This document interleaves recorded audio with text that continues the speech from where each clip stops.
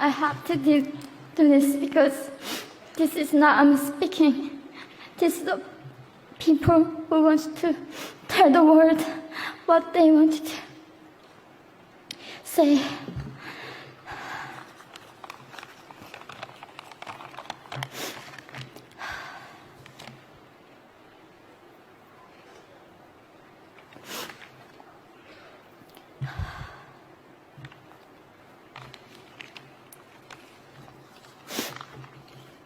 North Korea is an unimaginable country.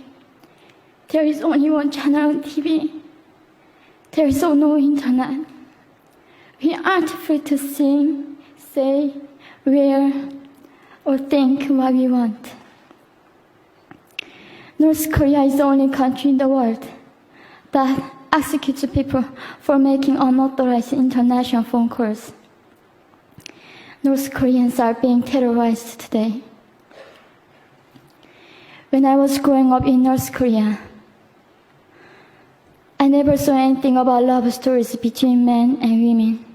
No books, no songs, no press, no movies about love stories. There is no Romeo and Juliet. Every story was propaganda to brainwash us about the Kim dictators. I was born in 1993. And I was abducted at birth, even before I knew the words freedom or human rights. North Koreans are desperately seeking and dying for freedom at this moment. When I was 9 years old, I saw my friend's mother publicly executed. Her crime, watching a Hollywood movie. Expressing doubt about the greatness of the regime can get 3 generations of a family imprisoned or executed. When I was 4 years old, I was warned by my mother not to even whisper. The birds and mice couldn't hear me. I admitted I thought the North Korean dictator could read my mind. My father died in China after we escaped North Korea. And I had to bury him at 3 a.m. in secret. I was 14 years old. I couldn't even cry. I was afraid to be sent back to North Korea.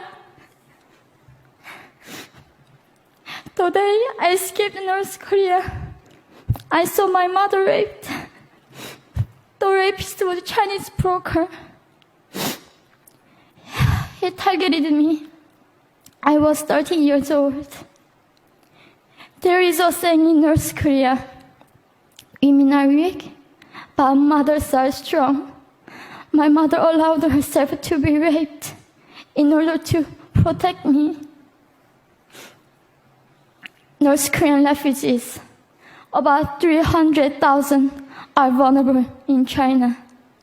70% of North Korean and teenage girls are being victimized, sometimes sold for as little as $200.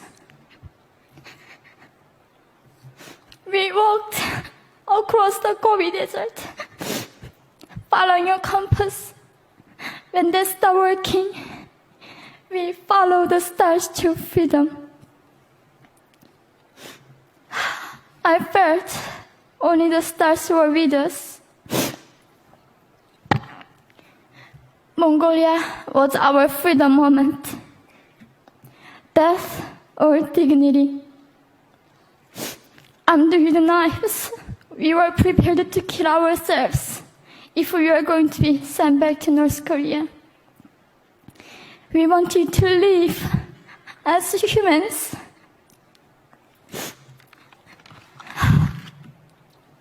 People often ask me, how can we help North Koreans? There are many ways, but I would like to mention 3 for now.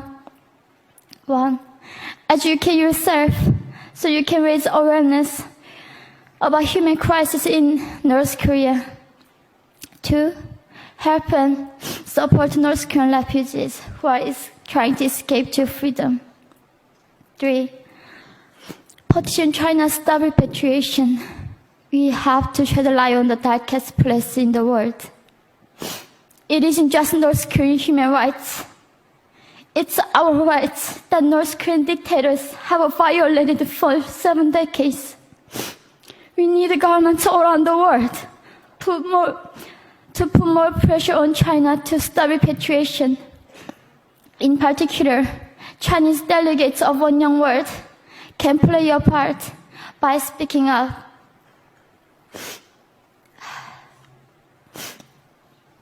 North Korea is indescribable.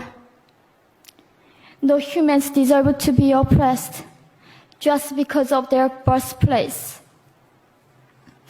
We need to focus less on the regime and more on the people who are being forgotten. One Young World, we are the ones who will make them visible.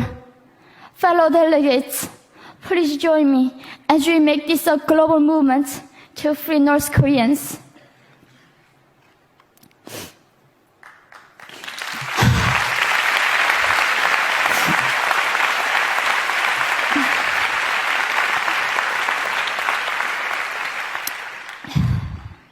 When I was crossing the Gobi Desert, scared of dying, I thought nobody in this world cared.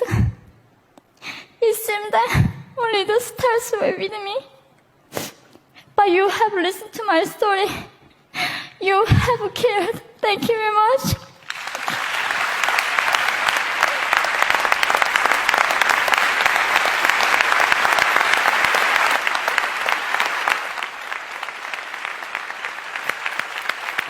We're not going to go to the floor. Can you get it?